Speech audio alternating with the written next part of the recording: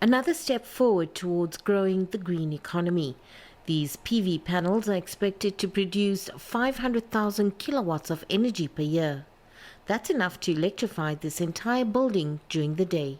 So the power that's generated from these panels, so that's the DC power that we generate from the PV panels themselves, then goes out here into the cables and then goes into that inverter room there. And then in the inverter room, we've got 5 inverters, each rated at 55 kVA. And so the purpose of the inverters is to convert the DC power generated by the PV panels into AC power, AC electricity that's then used by our appliances.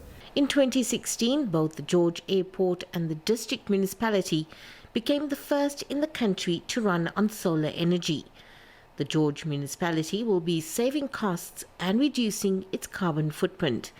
Their excess solar power is already being put to use. So the excess energy that we are generating from our PV solar plant here will not be going to waste. It will be fed into the grid. The excess of that will then be fed into the surrounding municipal buildings into the grid. So, for example, if we are generating a 300 kilowatt here and the main building requires only 200 kilowatts, the excess of 100 kilowatts will then be fed into the surrounding buildings within the grid. So it does not go to waste at all. From the perspective of the Western Cape, this is one of our objectives, that we can start diversifying our sources of energy and thereby also just help the national situation in terms of the national grid, and ultimately also then benefit our consumers.